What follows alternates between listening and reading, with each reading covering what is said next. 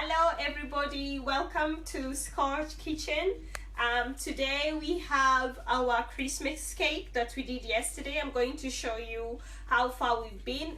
It's well cooked and it's ready to go, and I'd already put in some sherry on, so I'm not going to add any sherry on again because it's going to make it really soggy, and that's what I don't want it to be like.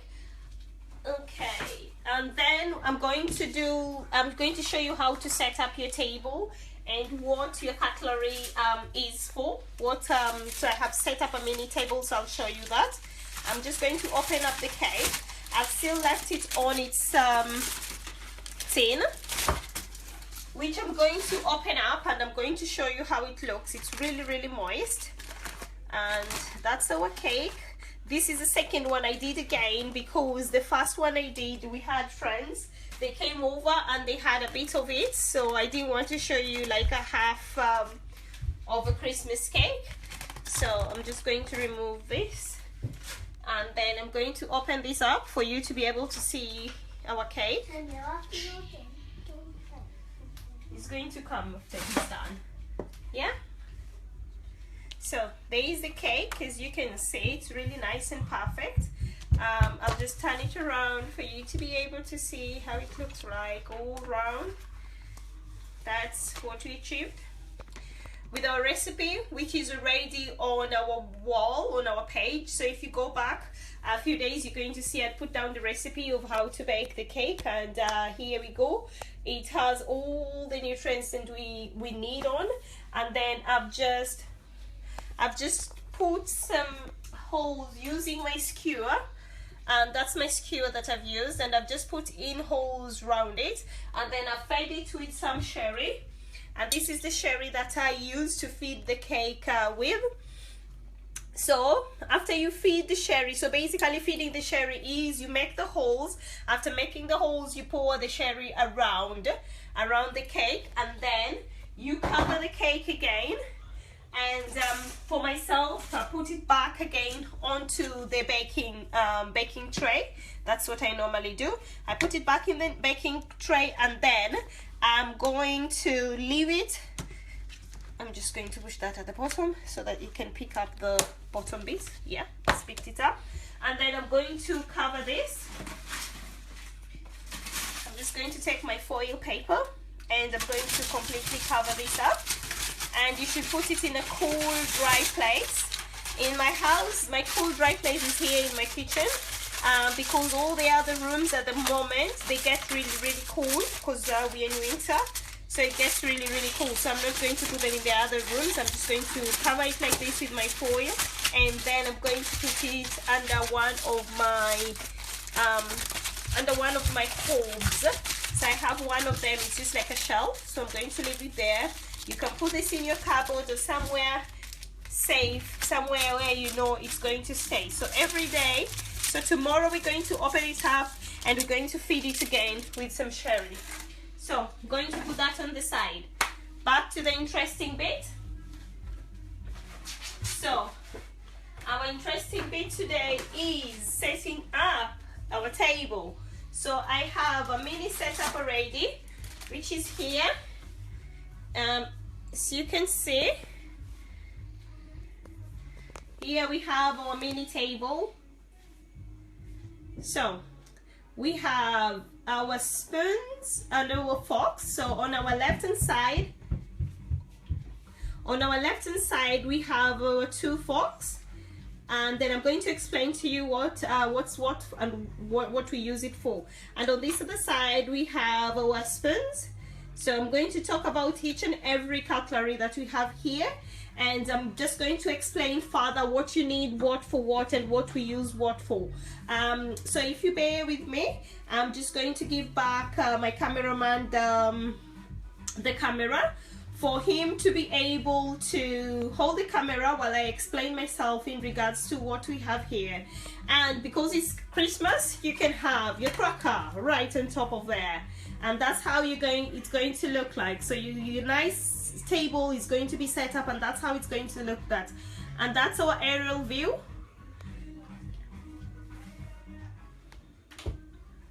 And that's our aerial view of everything. Okay, so give the cameraman back the camera so that I can be able to explain. So let me put the cracker on the side. I will start on the left hand side. So we have our spoon, our small spoon. That's the smallest spoon. The whole idea of when you go, like let's for example in a restaurant, or you've been invited for dinner somewhere and they've put lots of cutlery around, which normally most of the places the cutleries are normally set up as per the meal. If you're having a 3-course meal, you're having 4-course meal, or you're just having a standard meal, that's what is going to be on the table. What I've just put on here is when you're just having a standard meal. So if I start under a nice policy for you to remember, so that you can be able to use most of the stuff that you put in front of you, is always go from outside to inside. So we will start on our left hand side, and then we will go inside, and then we will do it on the right hand side, and you will go inside as well. So on the left hand side we have the smallest fork, and we have our main meal fork. Our small fork, so far here, this is a salad fork. So you have our salad fork at the end, so it's at the left hand side. So that means that's what our starter. Our starter is going to be salad. And then if you look on the right hand side, we have our soup spoon, and that is at the farthest end. So if you go in a place where they're going to have a 3-course or a 4-course meal, and where you have your soup spoon and your fork, you will realize there's always an additional either 2 forks here and an additional 2 knives there, because that means it's a 4-course meal. You can either be having some steak or some fish, that you'll have the additional cutlery there. Going back to our simple setup, so let's imagine we are having soup. So you'll have your soup dish on top. So that's how it's normally going to be set up. And goes like this. You can either have your soup and you'll use what's outside. Remember, we are going out, coming back in. You will use your soup spoon to eat your soup. Let's imagine you don't want your soup. Oh, I'll have my salad. You'll have your salad here, and you will have your lovely small fork for your salad. We finish our salad and we finish our soup, or we don't want soup, so we go on our main meal. We remove the big plate, that one is going to be taken away, and then you'll remain with your main course plate. So this is where also it differs. I've just put a standard fork and a standard knife there, that's the cutlery. Always left is for the knife and right is for the left is for the fork and right is for the knife. Sorry about that. So you will go straight up and get your main course fork and your main course knife. Remember, the spoon there, sometimes you can be having, let's say if you are having a spaghetti, that's when you have your spoon there, because you will need your spoon to scoop off the spaghetti off from your fork to be able to eat. That's why your spoon is there, and that's why it's a tablespoon, and that's what the tablespoon is used for. Okay, at the farthest end of your table mat, you have your teaspoon, and then you have your dessert spoon. If it is more technical, you will normally see a small side plate, smaller than this one that I've put here. That is going to be there at the end. And the side plate will have a small knife, or just a knife. I'm just going to put a knife there for you to be able to see what I actually made. So you will have a knife like that at the end of that. And the whole, that's the butter knife, and it's normally a smaller plate than this, because this is a salad plate, it's a bit bigger. You'll have a small plate there, and that is for, sometimes some people like butter and a bit of bread just before they have their salad. So when they're having their salad, so that is what the butter and the bread knife is, the butter knife is there for. That's what you have there on your left hand side at the top. At the right hand side at the bottom, right in the middle, the same side with the plate, you will have your teacup. So let's imagine if you want to have tea or coffee. for your dessert. That's what that's for. Let's go to our glasses. I have 4 lovely glasses right here with me, and each one of them symbolize something different. The smallest one on the right hand side, that is our white wine glass.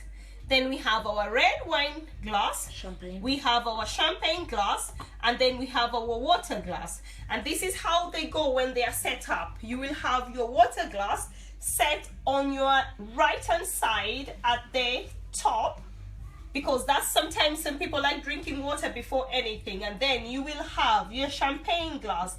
It's going to normally set up like sort of like a V shape, going to do a V, and then you will have your red wine glass, and then you have your white wine glass. So it's normally sort of like a V, and then sort of V and then now together, like mixed together or together. So you'll have them set up like that. So that is what you're going, those many glasses that you normally see on the table, they are for.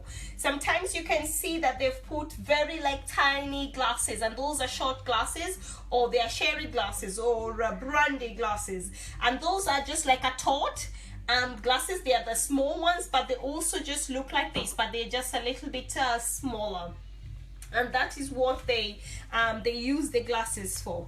So as we had organized that we are setting up our table for Christmas, there's never Christmas. Oh, I forgot to tell you about our tea, our tablecloth. So this is normally on the left hand side, on the side of the table, or nicely put in the middle of a plate. And when they normally put it in the middle of the plate, they either put it flat like that, or they put it, they make a design of it, or they make it look really nice and lovely for you to love how it looks, for you to definitely enjoy the meal when the meal comes in, and you'll be really, really fascinated. They have different types of design when they are putting it. Whatever how you want to put it, it doesn't really matter. And what's that makes you happy, you can go ahead and put it like that. So I'm just going to open it wide and put it there. That goes either on your lap or just by the table, at the end of the table when you're eating. So Christmas, no Christmas without a cracker. So that's how our table is going to be, with our cracker right in the middle, because that's how I started. And I'm just going to move aside for Tony to be able to go around with the video for you to be able to see how it will look like.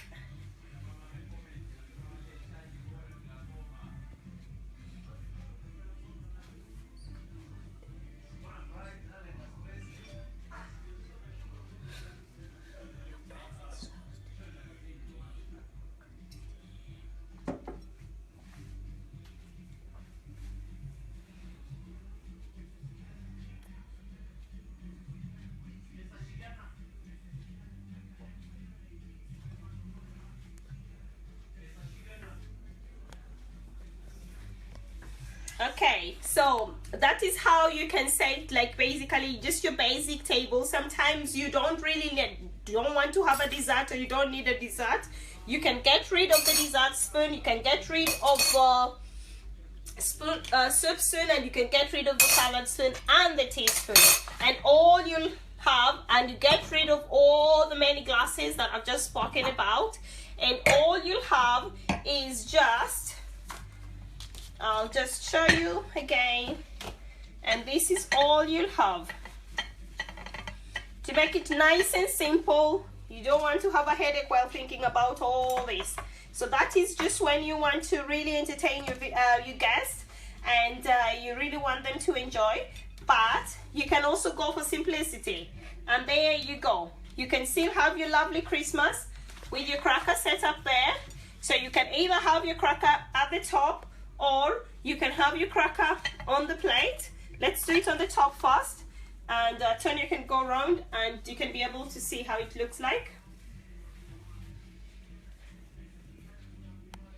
So that's how it looks like, with the cracker at the top, and we've removed all the other cutleries, and the only cutlery we have is just the basic knife and fork and spoon.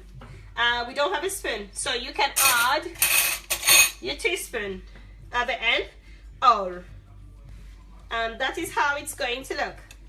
So if you add your teaspoon at the end, and it's still going to look really nice, and even though it's really simple, it's still going to look really, really, really nice. So you can have your cracker at the top, so you'll have something of that sort.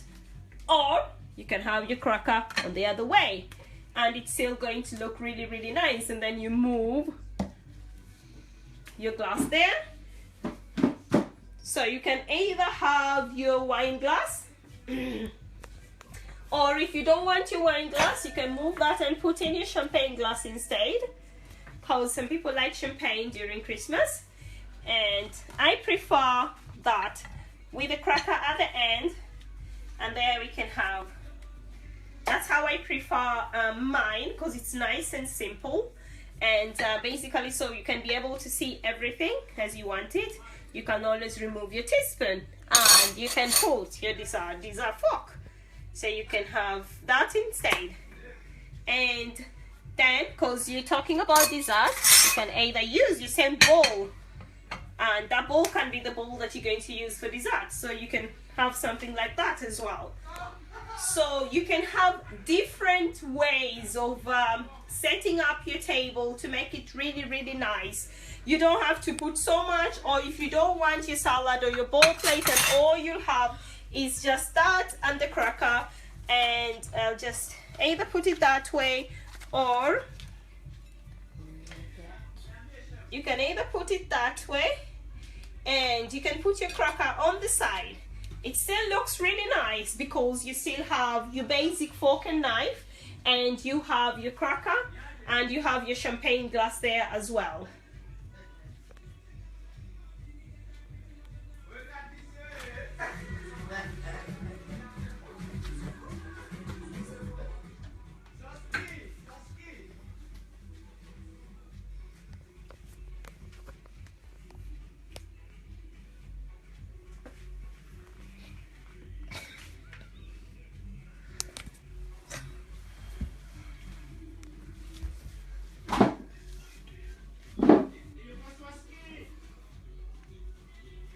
So you can also as well just remove the champagne glass, and you can have your wine glass, or if you would love, you can have your just your whiskey glass or your shot glass instead, and that can still act as your drinks glasses. I'll just move that and put back maybe a smaller glass. I'll put a smaller glass there.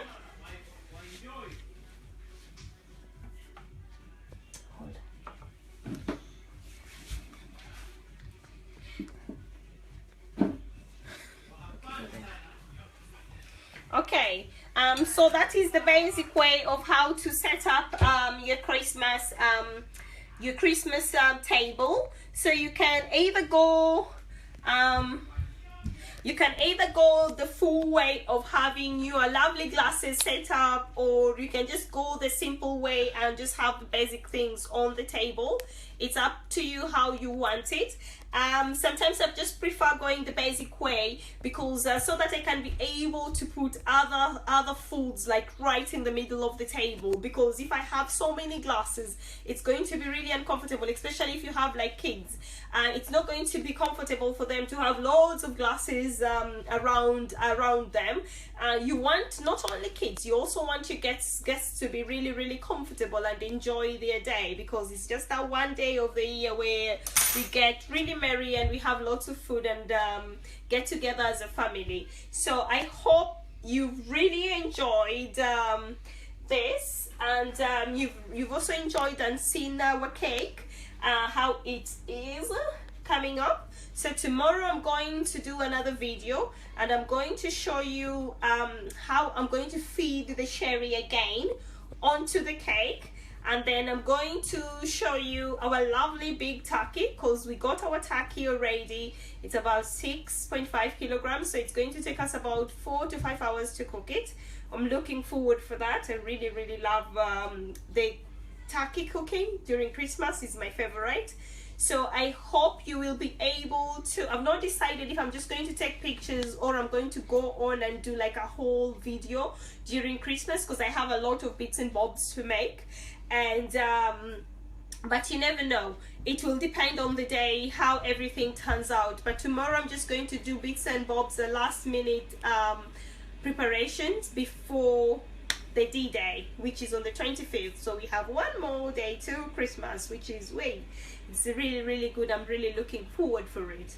So with that, I hope you've learned something today, even though we've not made any meal because we had an early meal. I'm going to just send up some pictures of from the meal we had during the day, and because we had some chicken and we had some ugali again today, and we had some vegetable. Apart from that, what I can say is thank you very much for watching my videos. If you have any questions, just let me know. If you have any more question in regards to the setting up of the table, what I've just shown you you today, you can ask me those questions and I will definitely be there to help you with that, or to be able to answer all the questions you've got to the best of my knowledge. Thank you very much, and I hope you'll stay tuned tomorrow. You have a lovely evening. Bye bye.